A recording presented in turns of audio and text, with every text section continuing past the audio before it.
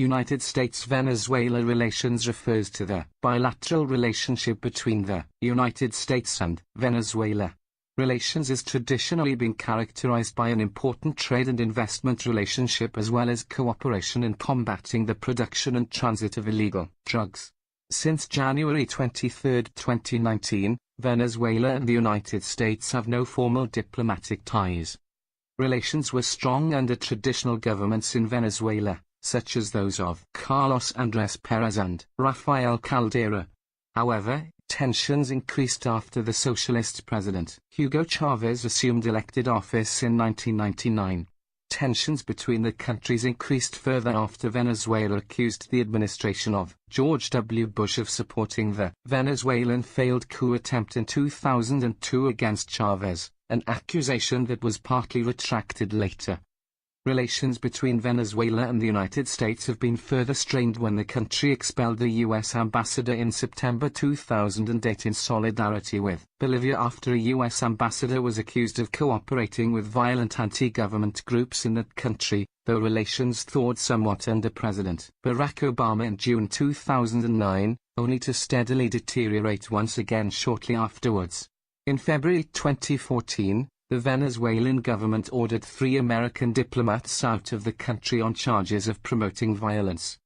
On January 23, 2019, Venezuelan President Nicolás Maduro announced that Venezuela was breaking ties with the United States following President Trump's announcement of recognizing Juan Guaidó, the Venezuelan opposition leader, as the interim president of Venezuela. On January 26, 2019, Maduro backtracked the request which diffused the situation from a few days earlier with the request of the embassy staff to leave. Maduro's government is now in a 30-day talk with the Trump administration to open a U.S. interest office as of January 26. During the Spanish-American Wars of Independence, the United States was officially neutral but permitted Spanish-American agents to obtain weapons and supplies. With the reception of Manuel Torres in 1821, Gran Colombia, present-day Panama, Colombia, Ecuador, northern Peru, Venezuela, western Guyana and northwest Brazil, became the first former Spanish colony recognized by the United States, and the United States was the second government, after the Kingdom of Brazil, to recognize an independent Spanish-American state. At that time, mutual relations have existed since the U.S. established a diplomatic mission in Santa Fe de Bogotá in 1823. The next year the Anderson-Gould Treaty became the first bilateral treaty the U.S. concluded with another American country. U.S. relations with the government in Bogotá were not interrupted when Ecuador and Venezuela left the Federation in 1830. The Venezuela crisis of 1902–03 saw a naval blockade of several months imposed against Venezuela by Britain, Germany and Italy because of President Cipriano Castro's refusal to pay foreign debts and damages suffered by European citizens in a recent Venezuelan civil war. Castro assumed that the United States Monroe Doctrine would see that the U.S. prevent European military intervention, but at the time the U.S. saw the doctrine as concerning European seizure of territory, rather than intervention per se. Though U.S. Secretary of State Elihu Root characterized Castro as a crazy brute or a monkey, President Theodore Roosevelt was concerned with the prospects of penetration into the region by Germany. With Castro failing to back down under U.S. pressure and increasingly negative British and American press reactions to the affair, the blockading nations agreed to a compromise, but maintained the blockade during negotiations over the details. This incident was a major driver of the Roosevelt corollary in the subsequent U.S. big stick policy and dollar diplomacy in Latin America. When American diplomat Herbert Walcott Bowen returned to Venezuela in January 1904, he noticed Venezuela seemed more peaceful and secure. Castro would reassure Bowen that the United States and Venezuela were experiencing a strong relationship. However, after the Castro regime delayed fulfilling the agreements which ended the Venezuelan crisis of 1902–03, Bowen lost confidence. This would eventually lead to the Castro regime's economic policy angering the United States, France, and the Netherlands. This would play a crucial role in the Dutch-Venezuelan crisis of 1908. After dictator Marcos Pérez Jiménez overthrew the elected president, Romulo Gallegos, and seized power in the 1948 Venezuelan coup d'état, the Venezuelan economy experienced a boom, born from Venezuela's great oil wealth. During this prosperity, foreign investment, particularly from American oil companies, grew along with the support from the Jiménez regime. The staunchly anti-communist regime allowed and supported the exploitation of the country's natural resources by the American oil industry, as a portion of the profits made its way from companies like Mobil and Exxon to the personal coffers of Pérez Jiménez. For his support of these American companies, he received the Legion of Merit from the U.S. government in 1954. The Seguridad Nacional, headed by Pedro Estrada, disappeared and tortured thousands of Venezuelans, both in its headquarters in Caracas and in a confinement camp on Guasina Island, in the jungles of the Orinoco. After the 1958 Venezuelan coup d'état, when Pérez Jiménez abandoned the government in the country on January 23, 1958, more than 400 prisoners were found in the basement of the headquarters of the Seguridad Nacional.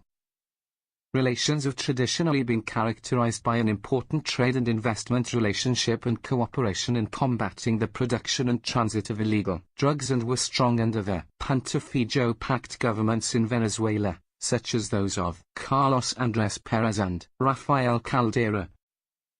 After Hugo Chávez was first elected president of Venezuela by a landslide in 1998, the South American country began to reassert sovereignty over its oil reserves.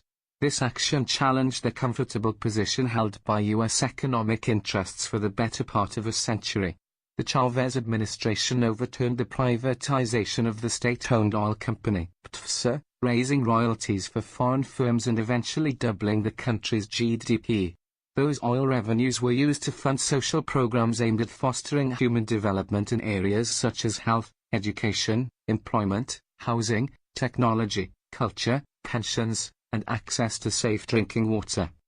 Chávez's public friendship and significant trade relationship with Cuba and Fidel Castro undermined the U.S. policy of isolating Cuba. Moreover, on Chávez's initiative, long-running ties between the U.S. and Venezuelan militaries were severed. During Venezuela's presidency of OPEC in 2000, Chávez made a 10-day tour of OPEC countries. In the process, he became the first head of state to meet Saddam Hussein since the Gulf War. The visit was controversial in the U.S., although Chávez did respect the ban on international flights to and from Iraq as he drove from his previous stop in Iran. During the evacuation of survivors of the Vargas tragedy, when torrential rains and the flash floods and debris flows in the Vargas state in 2000 killed tens of thousands of people and destroyed thousands of homes, a disaster relief team from the United States headed up by New Mexico State Senator Joseph Carraro arrived with a medical team and supplies to assess the damage and help those who were displaced. Contact was made with Los Alamos Laboratory in New Mexico to determine any radioactive activity included in debris field. Water purification and sleeping units were provided. The disaster cleanup soon became politicized. Chávez initially accepted assistance from anyone who offered, with the United States sending helicopters and dozens of soldiers that arrived 2 days after the disaster. When Defense Minister Raúl Salazar complied with the offer of the United States further aid that included 450 Marines and naval engineers aboard the USS Tortuga, which was setting sail to Venezuela, Chávez told Salazar to decline the offer since it was a matter of sovereignty. Salazar became angry and assumed that Chávez's opinion was influenced by talks with Fidel Castro, though he complied with Chávez's order. Though additional aid was necessary, Chávez thought a more revolutionary image was more important and the USS Tortuga returned to its port. In April 2002, 19 people died in the Laguno overpass events in Venezuela, which resulted in Chávez's removal from power while an interim government led. After returning to power, Chávez claimed that a plane with U.S. registration numbers had visited and been berthed at Venezuela's Orquilla Island Air Base, where Chávez had been held captive. On May 14, 2002, Chávez alleged that he had definitive proof of U.S. military involvement in April's coup. He claimed that during the coup, Venezuelan radar images had indicated the presence of U.S. military naval vessels and aircraft in Venezuelan waters and airspace. The Guardian published a claim by Wayne Madsen, a writer, at the time, for left-wing publications and a former Navy analyst and critic of the George W. Bush administration, alleging U.S. Navy involvement. U.S. Senator Christopher Dodd, DCT, requested an investigation of concerns that Washington appeared to condone the removal of Mr. Chavez, which found that U.S. officials acted appropriately and did nothing to encourage an April coup against Venezuela's president, nor did they provide any naval logistical support. CIA documents indicate that the Bush administration knew about a plot weeks before the April 2002 military coup. They cite a document dated April 6, 2002, which says, "Dissident military factions are stepping up efforts to organize a coup against President Chavez, possibly as early as this month." According to William Brownfield, ambassador to Venezuela, the U.S. Embassy in Venezuela warned Chavez about a coup plot in April 2002. Further, the United States Department of State and the investigation by the Office of the Inspector General found no evidence that U.S. assistance programs in Venezuela, including those funded by the National Endowment for Democracy, NED, were inconsistent with U.S. law or policy, or directly contributed, or was intended to contribute, to the coup d'état. Chavez also claimed, during the coup's immediate aftermath, that the U.S. was still seeking his overthrow. On October 6, 2002, he stated that he had filed a new coup plot, and on the 20th of October 2002, he stated that he had barely escaped an assassination attempt while returning from a trip to Europe.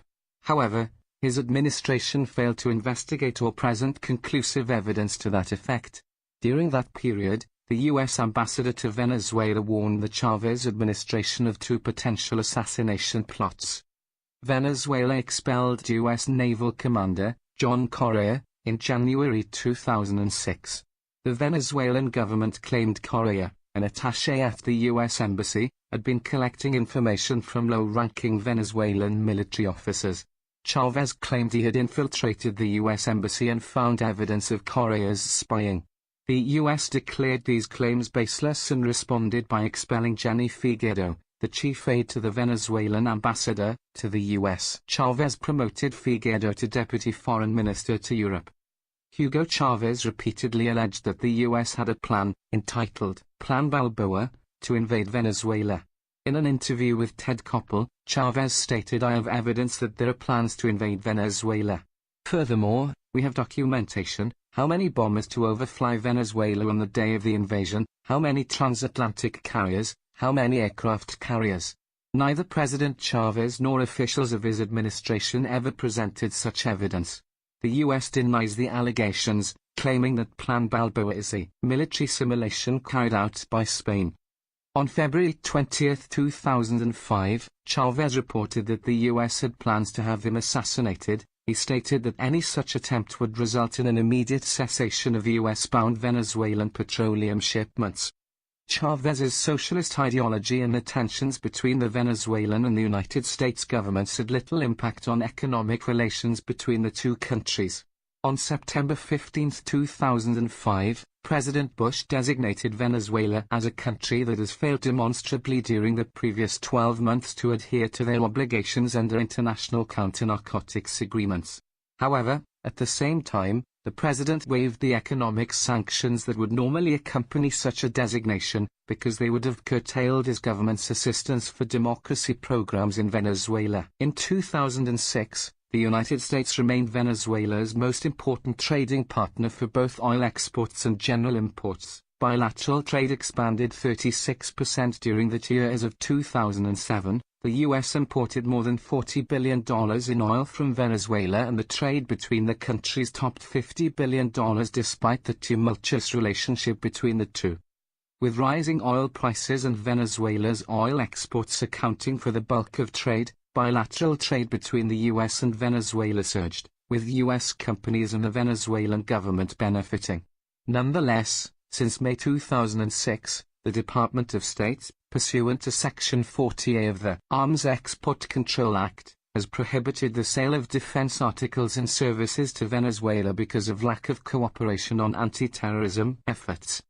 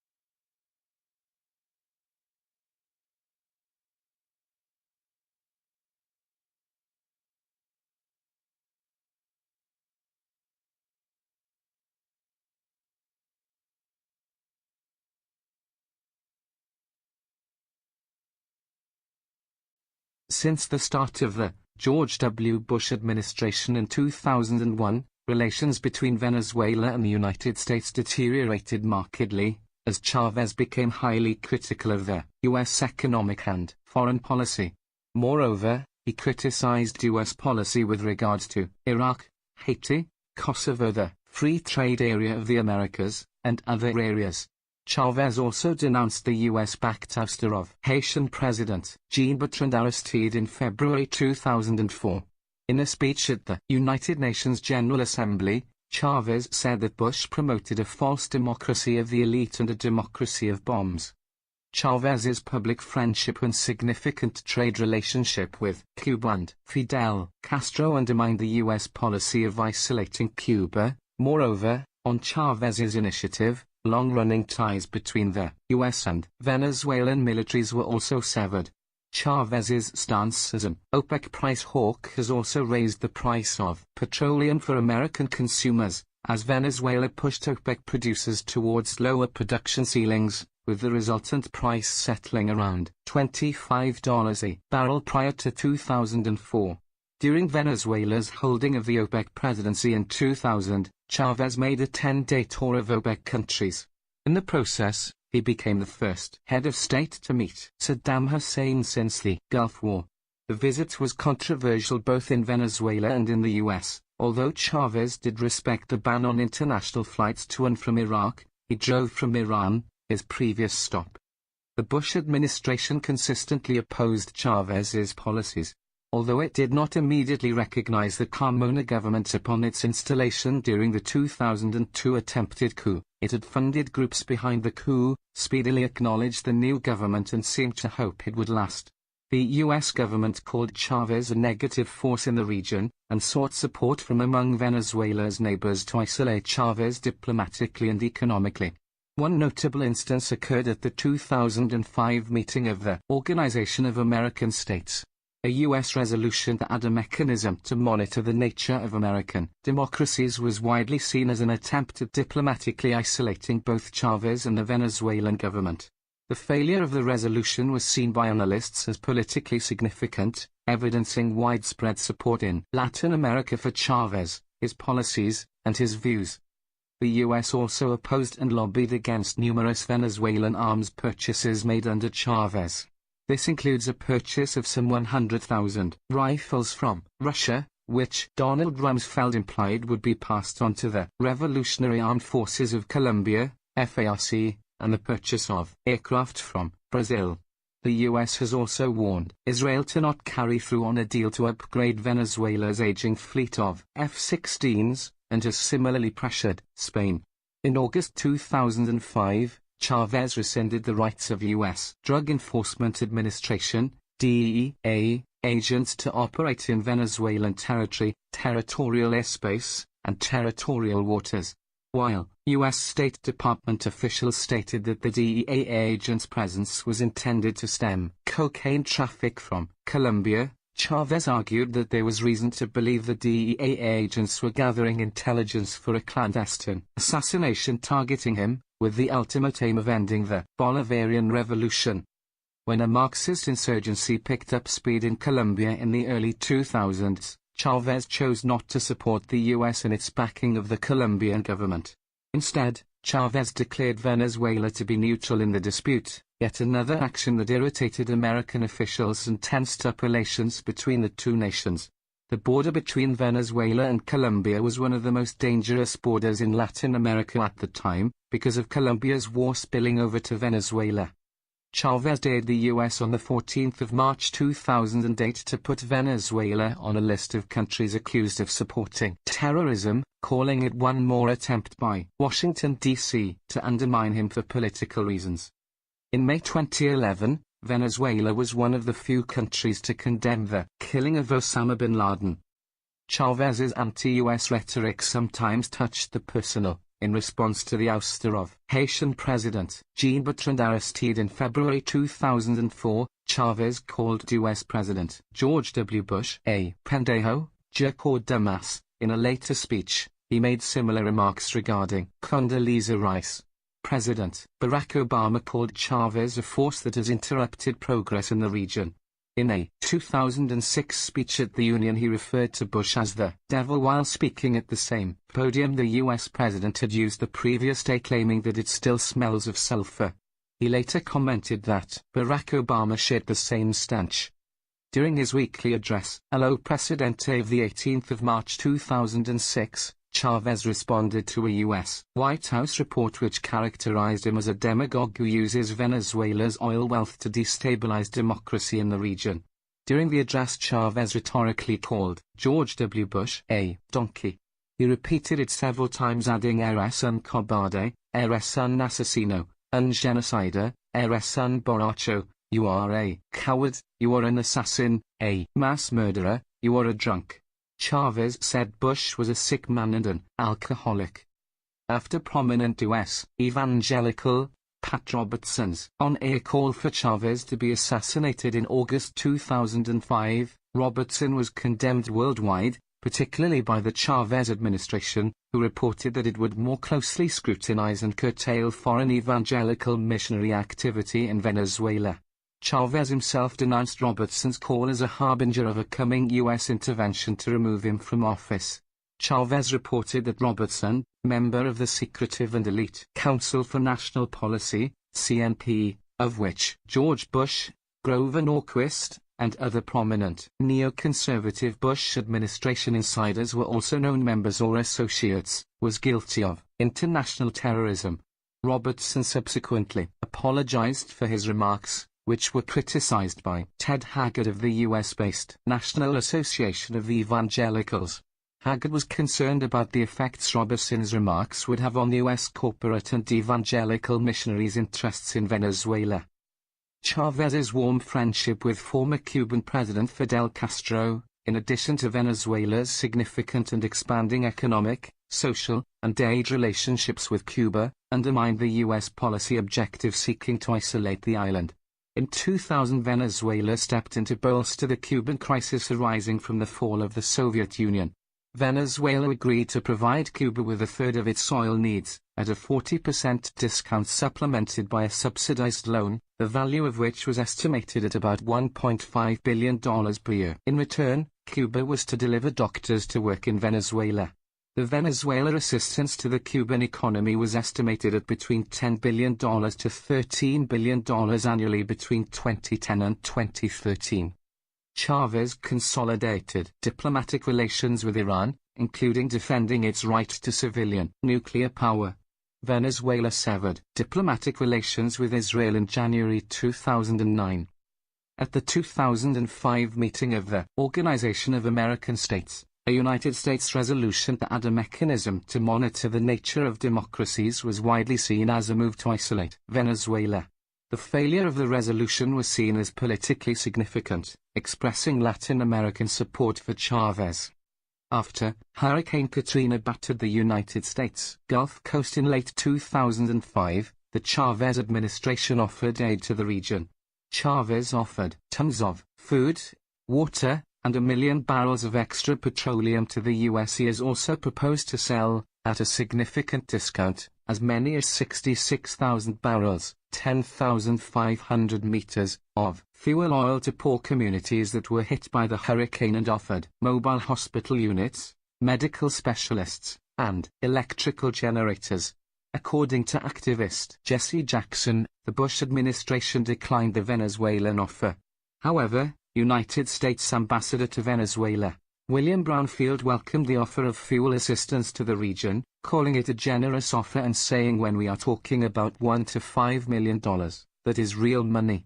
I want to recognize that and say, thank you."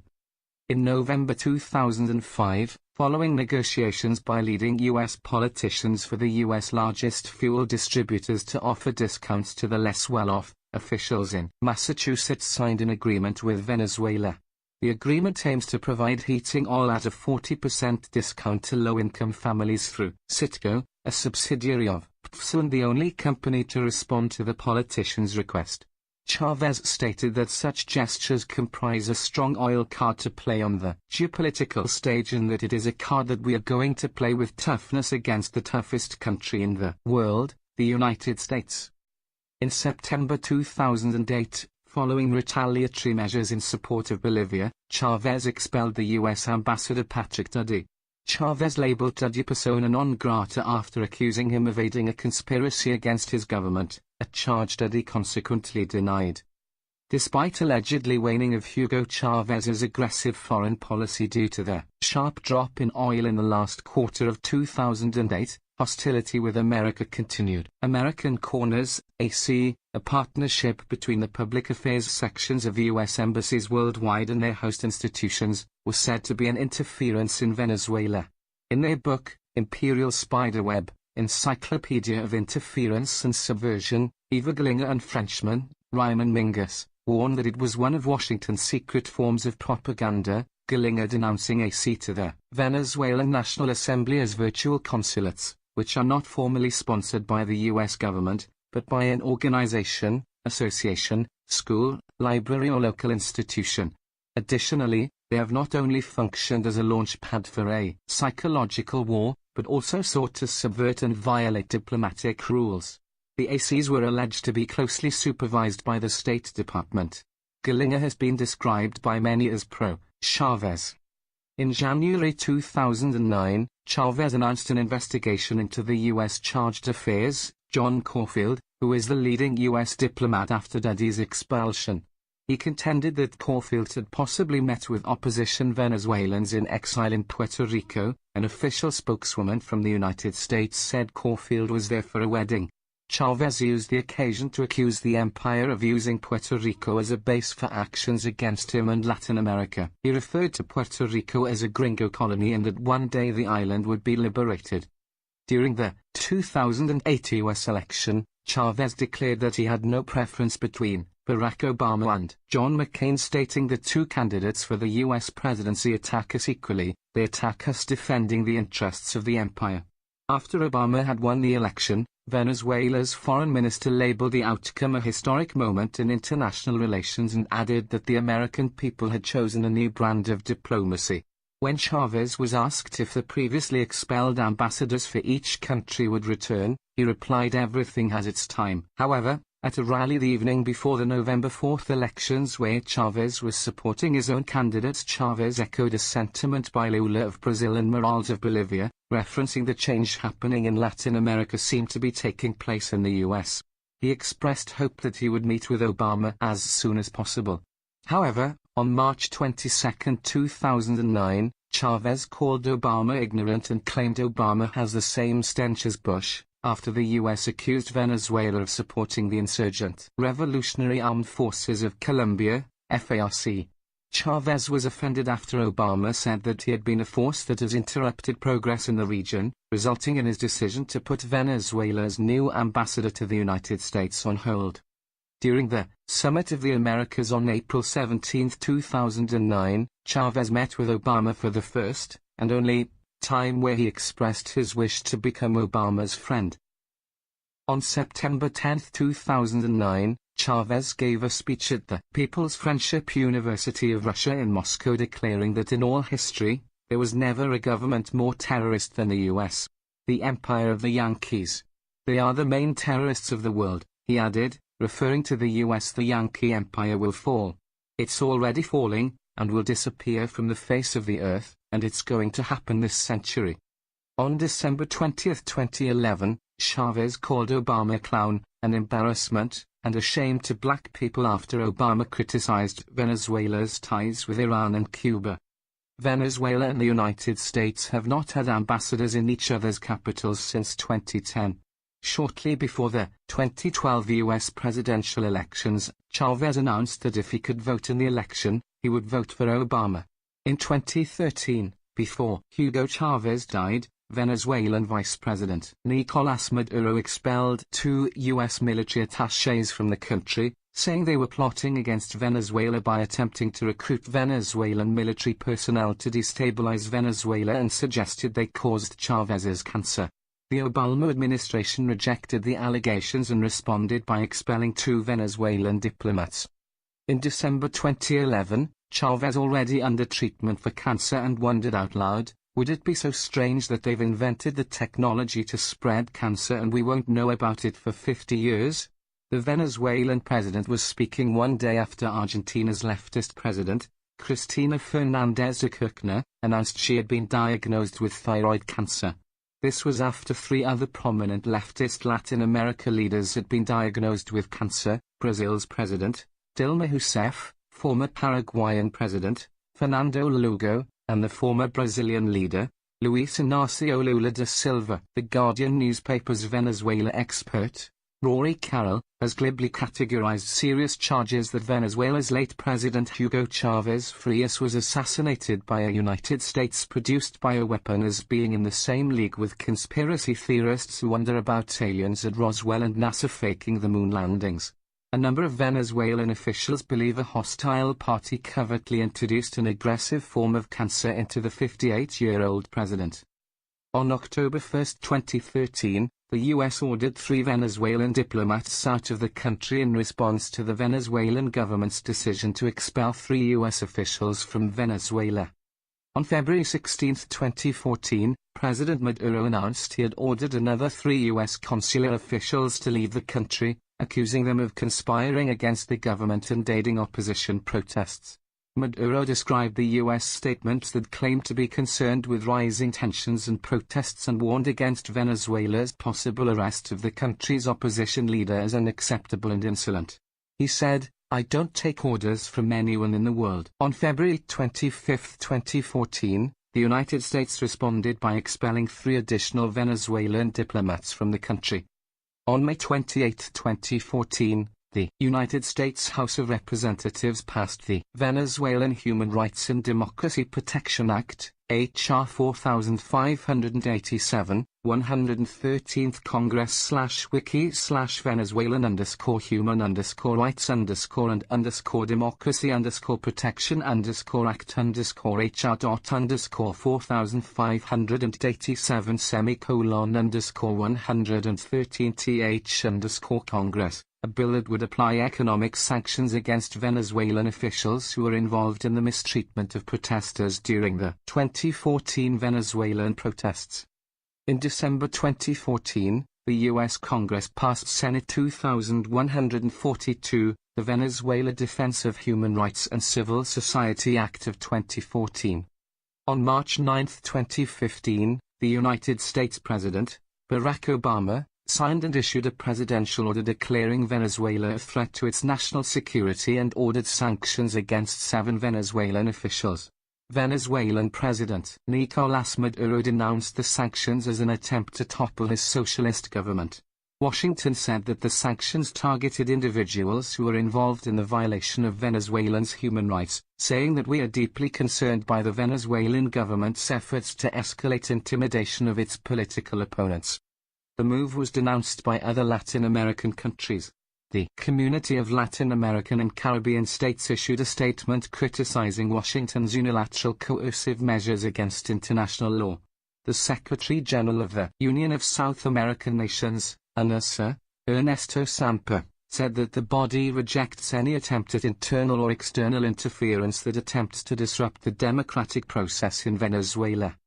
Following the election of Donald Trump as President of the United States, Citgo, a U.S.-based oil company owned by the Venezuelan government, gifted $500,000 toward Donald Trump's inauguration on January 20, 2017. On April 20, 2017, the Venezuelan government seized the General Motors plant in the Venezuelan state of Zulia, causing the plant to close operations. On August 11, 2017, President Trump said that he is not going to rule out a military option to confront the autocratic government of Nicolas Maduro and the deepening crisis in Venezuela. Venezuela's defense minister, Vladimir Padrino Lopez, immediately criticized Trump for his statement, calling it an act of supreme extremism and an act of madness. The Venezuelan communications minister, Ernesto Villegas, said Trump's words amounted to an unprecedented threat to national sovereignty. President Maduro's son, Nicolás Maduro Guerra, stated during the 5th Constituent Assembly of Venezuela session that if the United States were to attack Venezuela, the rifles would arrive in New York, Mr. Trump, we would arrive and take the White House. On January 23, 2019, Maduro announced that Venezuela was breaking ties with the United States following President Trump's announcement of recognizing Juan Guaido, the leader of Venezuela's National Assembly, as the interim president of Venezuela.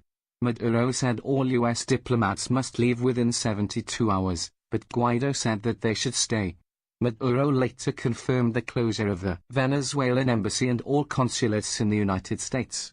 In response, Maduro ordered the expulsion of the U.S. diplomats, giving them 72 hours to leave Venezuela. The U.S. said it would not close its embassy, stating their diplomatic relationship was with Guaido's government, and holding Maduro responsible for the safety of its staff. On the 26th of January 2019, only hours before the deadline, the Maduro government backtracked on its expulsion order, giving U.S. diplomats another 30 days. Despite the continually strained ties between the two governments, 82% of Venezuelans viewed the U.S. positively in 2002, though this view declined down to 62% in 2014, per the Pew Research Global Attitudes Project. The Gallup Global Leadership Report indicates that as of 2013, 35% of Venezuelans approve of United States global leadership, and 35% disapprove.